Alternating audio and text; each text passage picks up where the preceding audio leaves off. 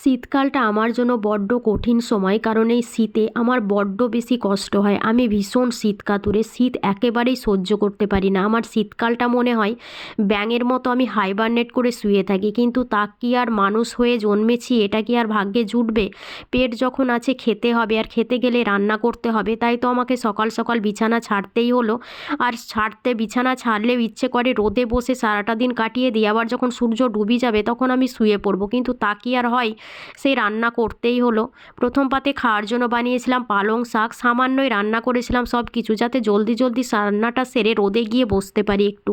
তারপরে একটা ছিল মিক্স ভেজ, যার মধ্যে সমস্ত ধরনের সবজি ছিল, অসম্ভব টেস্ট হয়েছিল। আর মাংসটা তো দেখতেই পাচ্ছ কতটা লাল লাল ঝাল ঝাল করে বানিয়েছি আমি, তার মধ্যে আস্ত রসুনও দিয়েছিলাম। আর গ্রেভিটা ঠিক কতটা ঠিক হয়েছে দেখেই বুঝতে পারছো, মানে অসম্ভব টেস্ট। আর এই গ্রেভি মাখিয়ে তার মধ্যে রসুন ডলে ডলে ভাত খেতে যা স্বাদ লাগছিল, যা টেস্ট হয়েছিল, আমার তো মনে হয়েছিল এক থালা কি, আমি পুরো এক গামলা ভাত এই দিয়েই খেয়ে নিতে পারবো। তোমরা কে কে আমার মতো এভাবে রসুন আস্ত দিয়ে মাংস রান্না